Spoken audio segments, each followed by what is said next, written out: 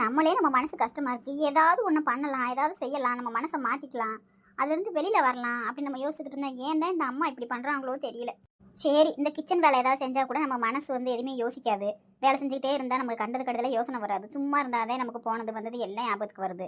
அதனால இதை செய்யலான்னு பார்த்தா இவங்க ஏன் இந்த மாதிரி பண்ணுறாங்க? இப்போ எனக்கு வேலையே செய்ய முடிய மாட்டேங்குது. இந்த மாதிரி மனசு கஷ்டமாயிடுச்சுன்னா எந்த வேலையும் செய்ய முடியல, என்னால் எதுலேயுமே கான்சன்ட்ரேட்டே பண்ண முடியல. சீதாம்மா, வேலை முடிஞ்சா? ஐயோ, அத்தை வராங்க, அழுதா என்னன்னு கேட்பாங்க. முடிஞ்சுங்க, வேலை முடிஞ்சுங்க. என்ன இந்த பிள்ளை எது கேட்டாலும் என்னங்கத்த ஏதுங்கத்த நல்லா பேசும், மூஞ்சியை திருப்பாமல் பேசிக்கிட்டு இருக்கு, என்னன்னு தெரியலையே.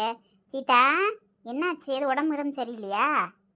இல்லைங்க, அதெல்லாம் ஒன்றும் இல்லைங்க, சும்மா லேசாக தலை வலிக்கிற மாதிரி இருக்குங்க. மாடி சீதா, எனக்கு தெரியாதா உன்னைய பற்றி?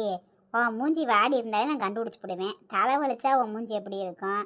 நீ சந்தோஷமாக இருந்தால் எப்படி இருப்ப, சோகமாக இருந்தால் எப்படி இருப்ப, எனக்கு தெரியாதா? என்னாச்சு சொல்லு, அத்தைகிட்ட சொல்லு. ஒன்றும் இல்லைங்க, அம்மா தாங்க ஏதாவது ஒன்று சொல்லிக்கிட்டே இருக்காங்க, நான் என்னதான் பண்ணுறதுங்க. சரிம்மா சரி, விடு அத்தா விடு, அவங்க ஏதோ புரியாமல் பேசுவாங்க, அவங்களுக்கு என்ன தெரியும்னு சொல்லு. அவங்களுக்கு தெரிஞ்ச மட்டும் சொல்லுவாங்க, உங்க கெட்டதுக்கா சொல்ல போகிறாங்க, ஏதோ ஒன்று நல்லதுன்னு சொல்லுவாங்க. ஆனால் அதுக்கு நல்லதை தான் அவங்களுக்கு தெரியல, அப்படித்தான்.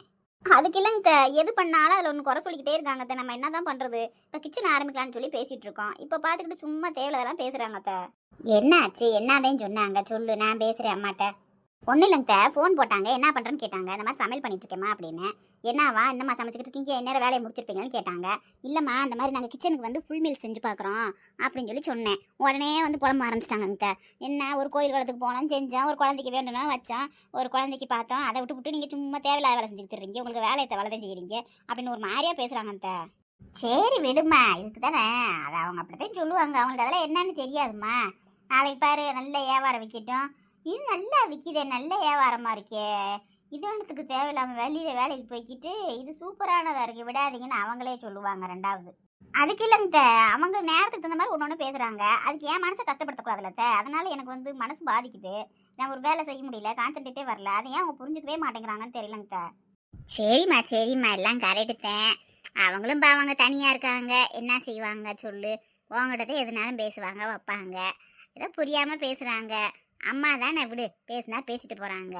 அத்தை எதுவும் சொல்கிறேன், நான் உன்னைய புரிஞ்சுக்கிறேன் இல்லை, நீ எதையும் மனசில் வச்சுக்கிறாத, எதா இருந்தாலும் என்கிட்ட சொல்லு, நான் அம்மாட்ட புரிகிற மாதிரி பேசுகிறேன், சரியா? சரிங்க சரிங்க தண்டு, நல்லா சிரிச்சுக்கிட்டே சொல்லணும்ல, நம்ம கிச்சனுக்கு மீல் செஞ்சுக்கிருக்கோம்ல, இப்படி அம்மூஞ்ச தொங்க போட்டுக்கிட்டு சொல்லுவாங்க மொத சாப்பாடு ஆக்குறும் போது. சரிங்க. இப்போ எப்படி இருக்கு? 5 லட்சுமியை அப்படியே பொங்கி வந்து சிரிச்ச மாதிரி இப்படித்தான் இருக்கணும் என் மருமக, எப்பயுமே சிரிச்ச மூஞ்சியோட, சரியா? சரி, அந்த போட்டாலாம் எடுக்கணும்னு சொன்னாலே சின்ன பொண்ணு, அந்த போட்டாலாம் எடுத்துடலாம்ல, சாப்பாடெல்லாம் எல்லாம் வச்சு எப்படி எடுக்கிறது அதெல்லாம்? சின்ன பொண்ணா? யாருங்க? ஸ்னேகா கதை சொன்னாங்க. அவதான் சினேகாதேம்மா, அவளோட பட்ட பேரு நாங்கள் சின்ன பொண்ணுன்னு வச்சுருக்கோம். அவங்களா சின்ன பொண்ணு? அவங்க எவ்வளவோ வளர்த்தியா இருக்காங்க, அதுக்கு தான் அப்படி சும்மா கிண்டலுக்கு வச்சுருக்கான். அவன் நெடு தென்னை மரம் மாதிரி வளர்ந்துருக்காள்ல, அதுக்கு தான் அவளை சின்ன பொண்ணுன்னு வச்சுருக்கிறது. அப்படியா? ஆமாம். சரி, அது எப்படிம்மா, எப்படி சட்டியெல்லாம் கொண்டு போய் மொத்தமாக வச்சு போட்டோ எடுத்துடணுமா? எல்லா சாப்பாடுகளையும், குழம்பு, ரசம், கூட்டு, பொரியல் பூராத்தையுமேவும் அப்படிலாம் வைக்கக்கூடாது சட்டியோடையெல்லாம். இப்போ ஹோட்டல்லாம் போனால் நமக்கு தராங்கல்ல, நடுவில் சாப்பாடு வச்சுட்டு சுற்றி குழம்பு, அந்த கூட்டு, பொரியல், ரசம், சாம்பார், பாயாசம் எல்லாமே வச்சு கொடுப்பாங்களத்த. அது மாதிரி ஒரு தட்டில் நல்ல ஒரு வாழலையை கட் பண்ணி போட்டுட்டு அதில் நடுவில் ஒரு பவுலில் ரைஸ் வச்சிடணும். அதுக்கப்புறம் சுற்றியும் நம்ம என்னென்ன அதெல்லாம் செஞ்சு வச்சுருக்கோமோ வெரைட்டி, அதெல்லாம் குட்டி குட்டி கிணத்துல போட்டு அப்படி சுற்றி வச்சு, அப்படியேவும் அப்பளத்தை வச்சு அதெல்லாம் மறைச்சிரும்ல, அப்பளத்தை பக்கத்தில் வச்சுருவோம் அந்த ஃபோட்டோ எடுக்கிறதுக்கு. அப்படி வச்சு நம்ம ஃபோட்டோ எடுத்து வச்சுருவோம். அப்படி தானே சொன்னாங்க ஸ்னேகாக்கா, எல்லாத்தையும் ஃபோட்டோ எடுத்து வைங்கன்னு. நம்ம என்னென்ன செய்ய போகிறோமோ அதை பூரா ஃபோட்டோ எடுத்து வைக்கணுமா? ஆமாம்மா, அந்த ஃபோட்டோவில் வச்சு என்ன செய்வா? இது விளம்பரம் கொடுப்பாளோ? விளம்பரம் இல்லைங்க, இப்போ வந்து கஸ்டமர் பார்க்குறாங்க நம்மளோட சாப்பாடை வந்து ஸ்விக்கி சொமேட்டோவில் ஆர்டர் பண்ணுறதுக்கு பார்க்குறாங்கன்னா அவங்களுக்கு வந்து தெரியணும்னுங்க, இந்த இதுனா இப்போ புளி சாதம் தான் இப்படி தான் இருக்கும், லெமன் சாதம்னா நம்மக்கிட்ட இப்படி தான் இருக்கும், ஒவ்வொருத்தவங்க ஒரு மாதிரி செய்வாங்க. இப்போ நாம் இப்படி தான் செய்வோம் அப்படின்றது ஒரு ஃபோட்டோவில் போட்டால் தானே கஸ்டமருக்கு தெரியும். அதை பார்க்குறப்ப அவங்களுக்கு ஒரு ஓகே, இது நல்லா இருக்கிற மாதிரி தெரியுது, இதை ஆர்டர் பண்ணலாமே அப்படின்ட்டு பண்ணுவாங்கல்ல. அதுக்காக தான் அவங்க ஃபோட்டோலாம் எடுத்து வைக்க சொல்கிறாங்க. அதெல்லாம் ரெடி பண்ணிட்டு நம்ம அதில் அந்த ஃபோட்டோ அப்புறம் அப்டேட் பண்ணணும். ஓஹோ, அப்படியா?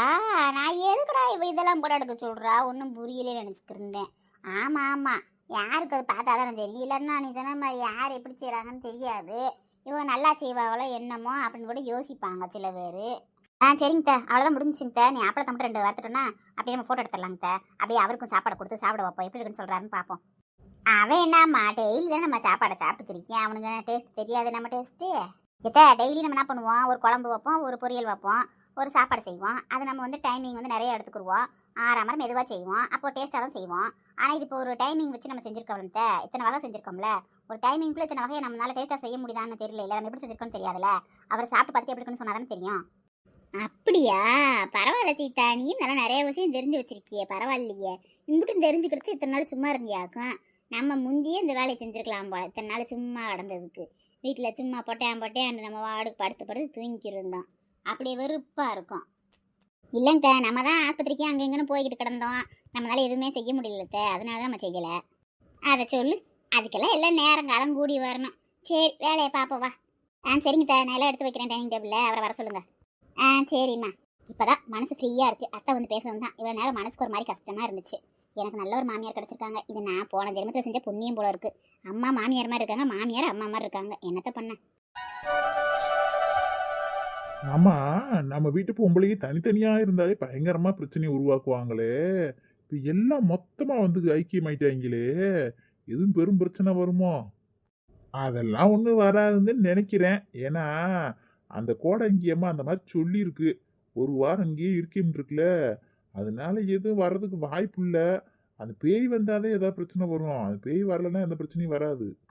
அட நீ வேற, பேய் வந்தா கூட ஒழுக்கமா நம்ம வீட்டு ஆளுங்க வேலை செய்வாங்க, சாதாரணமா இருக்கும்போது தான் பேய் பிடிச்ச மாதிரி நடந்துக்கிறாங்க. அதை சொல்லு, ஆபீஸ்ல கூட எவங்கிட்டையும் திட்டு வாங்கிட்டு கூட வேலையை பார்த்துட்டு வந்துடலாம் போருக்கு. இந்த பொம்பளைகளுக்கு நடுவில் மாட்டிக்கிட்டு எம்மா ஜெயிக்க முடியல நம்மளால. என்ன அண்ணன் தம்பி ஒன்றா உட்காந்து பேசிக்கிருக்காங்க.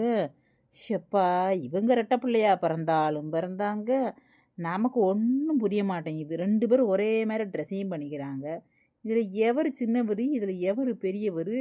இப்போ எங்கள் வீட்டுக்காரை கூப்பிடணுமே, நான் எப்படி கூப்பிடுவேன்? இன்னைக்கு என்னவா தடவுடலாம் சாப்பாடு ரெடி ஆகுது போலயே, ரொம்ப நேரமா சட்டி ஊட்டி ஊட்டிக்கே இருக்காங்களே அடுப்புல. வாய்ஸை வச்சு கண்டுபிடிச்சலான்னு பார்த்தா ரெண்டு பேருக்கும் ஒரே வாய்ஸாகத்தே இருக்குது, ஒரே மாதிரி சோடாப்பட்டியாக இருக்காங்க. இப்போ எப்படி நம்ம கூப்பிடுறது? நம்ம வீட்டுக்கார் யாரும் தெரிஞ்சாவது அப்படின்னு சொல்லி கூப்பிடலாம். இப்போ என்ன பண்ணுறது?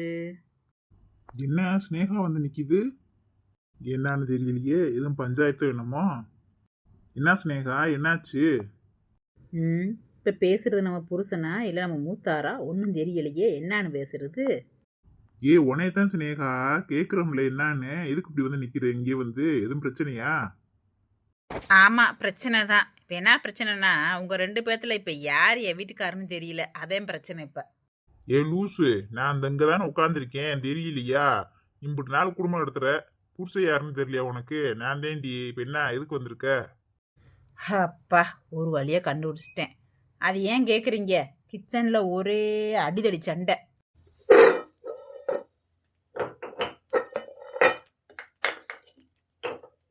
என்னது சண்டையா? அதே ஒரே உருக்கலும் பறக்கலமா சத்தம் கேக்குது அடுப்புக்குள்ள, டம்மு டும்முன்னு ஊடுறாங்க. என்னாச்சு, என்னம்மா? அது ஏன் மாமா கேட்குறீங்க? உங்கள் தங்கச்சி இருக்கே, உங்கள் அருமை தங்கச்சி, அது ஒரு மேக்கப் பைத்தியம். அப்பா, என்ன பண்ணுறதுனே தெரில. அக்கா என்ன பண்ணிக்கிறாங்க, அவங்க டெய்லி என்னமோ பாலில் அரைச்சி குடிப்பாங்களாம்ல. நைட்டு 2 பாதாம், முந்திரி, அதென்ன கருப்பு கலர் திராட்சை, அத்திப்பழம் இதென்னமோ ஊற போட்டு காலையில் அரைச்சி பாலில் கலக்கி குடிப்பாங்களாம்ல. அதை அரைச்சி வச்சுருந்துருக்காங்க அவங்க மிக்சியில். இவன் என்ன பண்ணிக்கிறா, ஃபேஸ் பேக் தான் கலக்கி வச்சுருக்காங்க போல. இதை போட்டுதான் இவங்க அதெல்லாம் கலராக இருக்காங்கன்னு சொல்லி எடுத்து பூரா மூஞ்சி கழுத்துல ஆப்பிவிட்டா. ஐயோ, அப்புறம்? அப்புறம்னா அப்புறம் விழுப்புரம், காந்திபுரம், ராமநாதபுரம். ஏமா சொல்லுமா, என்னமாச்சு இப்ப? இவ போய் எல்லாம் தடவிட்டு போய் உக்காந்துருக்கா. அக்கா வந்து அதை பாலில் காய்ச்சிட்டு பாலில் கலக்கணும், ஆற வச்சு பாலில் கலக்கி குடிக்கணும்னு சொல்லி அதை அரைச்சி வச்சு பேஸ்ட்டை தேடியிருக்காங்க. காணா, வெளியே தேடியிருக்காங்க. அவள் கனகாட்டை போய் கேட்கவும், எங்கம்மா அங்கனுக்குள்ளே நான் பேஸ்ட் அரைச்சி வச்சுருந்தேன், எங்கம்மான்னு கேட்டால், இதோ நான் மூஞ்சில் தடவிருக்கேன், நீங்கள் திரும்ப போய் மிக்ஸ் பண்ணிக்கோங்க அப்படின்னு கூலாக பதில் சொல்லியிருக்கா. ஐயோ, என் பொண்டாட்டி பத்திரகாளி மாதிரி ஆடி இருப்பாளே. அவ கலைக்க வச்ச பால்ல ஒரு மடக்கம் நான் குடிச்சாலே என் தொண்டையை கவ்விடுவா. இப்ப இந்த புள்ள எடுத்து மூஞ்சில வேற தடவிருச்சா, ருத்ரதாண்டவ ஆடி இருப்பாளே. ஐயோ, நான் சொன்ன மாதிரியே ஆயி போச்சுலனே. இந்த பொம்பளை ஊரம் சேர்ந்தானு ஏதாவது ஒரு பிரச்சனை இழுத்து வச்சிருவாங்கன்னு சொன்னில்ல. ருத்ரதாண்டவம்மா, எம்மா வானத்துக்கும் பூமிக்கும் அக்கா ஒரு பக்கம் கத்த, அவ ஒரு பக்கம் கத்த. ஏன் எங்கள் அண்ணன் வீட்டில் நாடு தடவக்கூடாதா? இப்போ என்ன சத்துள்ள பொருள் தானே மூஞ்சிக்கு தானே தடவிருக்கே, ஏன் மூஞ்சி நல்லா பளபளன்னு இருந்தால் உங்களுக்கு என்ன பொறாமையா அப்படியா இப்படியான்னு அவ உன்னை பேச இவங்க உன்னை பேச ஒரே தகராறாகி ஆளுக்கு ஒரு பக்கம் பாத்திரத்தை தூக்கி வீச அங்கே அத்தை தான் பஞ்சாயத்து பண்ணிக்கிட்டு இருக்காங்க. நான் என்னால் முடியல, தலை வலிச்சிருச்சு, அதான் வெளில வந்துட்டேன். ஐயோ அம்மா போச்சே, குறுக்கு உடஞ்சி போச்சே. இவன் வீட்டில் ஒரு வாய் கஞ்சி குடிக்க வந்ததுக்கு அம்மா நான் நடக்கவே முடியாம போச்சே, என் குறுக்க உடைச்சிட்டாங்களே. ஏலே ஐயோ என்னத்தாச்சு, நல்லா தானே பேசிக்கிருந்தீங்க நான் வரும்போது, யார் உங்கள் குறுக்க உடைச்சது? ஐயோ விட்டு ஓடி அந்த அடி பாதை கத்தி அவளுக்கு 2 பேருக்கும் சண்டையை தூக்கிறோம்னு அவ சட்டையை தூக்கி அவன் மேலே போட, இவ சட்டையை தூக்கி இவன் மேலே போட, கடைசியில் 2 பேரும் சேர்ந்து என் குறுக்கில் ஓட்டு விட்டாதடி. குறுக்கு ஒடிஞ்சு வச்சுடி. ஏதோ ஒரு கரண்டியை தூக்கி போட்டாலும் பரவாயில்ல, அவ அண்டா பானையை தூக்கி போடுறா, இவ சருவ பானையை தூக்கி போடுறா. போட்டதுல என் குறுக்கு போச்சுடி, குறுக்கு போச்சு. ஏம்மா என்னமாச்சு, வாமா ஆஸ்பத்திரிக்கு போயிட்டு வரலாம். போங்கடா போங்க, என்னாமாச்சு நொன்னாம ஆச்சுன்னு எல்லாம் ஆயிருச்சு. இப்போ வந்து கேட்குறீங்க ஏன்டா அப்படி சத்தம் கேட்டுக்கிருக்க அடுப்புக்குள்ள 2 பேர் என்னடையும் செஞ்சுக்கிருந்தீங்கடா. உங்களை இத்தனை தண்டியில பத்து வச்சு என்னடா பிரேசனா ஒன்றுக்கு உதவாம இப்படி உக்காந்துருக்கீங்களேடா. ஏம்மா எங்களுக்கு தெரியாதுமா, இப்ப சினேகா வந்து சொல்லவும் தாம்மா தெரியும் அந்த மாதிரி சண்டைன்னு சொல்லி. நாங்க உட்காந்து சும்மா பேசிக்கிட்டு இருந்தோம்மா. இப்ப என்னதேம்மா ஆச்சு? என்னத்த ஆகுறது, கிச்சன்ல கிடந்த சாமான பூரா பின்னாடி பால்கனியா அது என்ன இடம் விட்டுருக்கீங்களே, அங்க தூக்கி எறிஞ்சிட்டாளுங்க. கிச்சன்ல இதுக்கப்புறம் தூக்கி எறியதுக்கு ஏனம் இல்ல. நீ கொண்டு வந்து எல்லாத்தையும் உள்ள அடுக்குனாத்தே எல்லாத்துக்கும் கஞ்சி, இல்லாட்டினா யாருக்கும் கஞ்சியும் இல்ல ஒண்ணும் இல்ல. இப்போதைக்கு எவ்வளவு ஜோராக்குற மாதிரி இல்ல. அவ ஒரு பக்கம் அடுப்பு மேலே உட்காந்துருக்கா எப்பயும் போல, இவ ஒரு பக்கம் இங்கிட்டு போய் பின்னாடி அந்த திண்டு மலையில குரங்கு மாதிரி உட்காந்துருக்கா. கஞ்சியாக்கல தண்ணி ஆக்கல. எத்த பரவாயில்லத்த, நான் பாத்திரத்தெல்லாம் எடுத்து வச்சு நானே இன்னைக்கு சமையல் பண்ணுறேங்க. தெரியுமே, எனக்கு தெரியுமே. எல்லாம் முடிஞ்சதுக்கு அப்புறம் நான் சமையல் ஆக்குறேன்னு எதுவுமே நடக்காத மாதிரி பேசுவியடி. இன்ன வரைக்கும் நடந்துட்டு வச்சு தடுத்து நிறுத்திருக்க கூடாது. கிச்சன்ல இந்த மளிகை சாமான பூரா எடுத்து கொட்டிட்டாளுடி. ஒரு சாமியா இல்லையே, அங்கோ எங்க வச்சு சமைக்கிறது? சமைக்க வேண்டியது இன்னைக்கு எல்லாத்துக்கும் ஹோட்டல்ல இருந்தேன். ஏலே போய் இந்த சாப்பாடு வாங்கிட்டு வாங்கடா, பசி கிருன்னு வருது. முதுகுல அடி விட்டதுக்கு அதுக்கும் மொத்த சாமியா இல்ல, பூராத்தி எடுத்து கொட்டி விட்டாளுங்க. அப்பா நான் தப்பிச்சேன், இல்லாட்டினா அவ கோச்சு உக்காந்துக்கிறேன்னு உக்காந்துக்குருவாளுங்க உஷாரா. இத்தனை டிக்கெட்டுக்கு நம்ம சமைக்கிற மாதிரி ஆயிருக்கும். செஞ்சதுல ஒரு புண்ணியமா எல்லா சாமானும் தூக்கி கொட்டிட்டாளுங்க, நிம்மதி. அப்புறம் என்ன, அங்க போங்க முதல்ல சாப்பாடை வாங்கிட்டு வாங்க. அத்தை அங்க வீட்டிலேயே பசி தாங்க மாட்டாங்க பாவம். ஏற்கனவே பாருங்க அப்படி சாஞ்சி நிக்கிறாங்க. போங்க எல்லாத்துக்கும் போய் சாப்பாடுகளை வாங்கிட்டு வாங்க போங்க. சரிம்மா சினேகா, நீ அம்மாவை பாத்துக்க, நாங்க போய் சாப்பாடு வாங்கிட்டு வந்துடுறோம். வாடா போவோம். எத்த வாங்கத்த, அப்படியே போய் ஓரமா போய் சோபாவில் உட்கார வச்சிடுறீங்க. ராசாத்தியே ராசாத்தி ரோசாப்பூ, இன்னி புறணி பேச போவ அக்கம் பக்கத்து வீட்டுக்கு. இன்னும் ஒரு 2 வாரத்துக்கு வெளியில போக மாட்டேயில, வீட்டோட கிடப்பையில. என்னாடி என்னமோ சொன்ன மாதிரி இருந்துச்சு.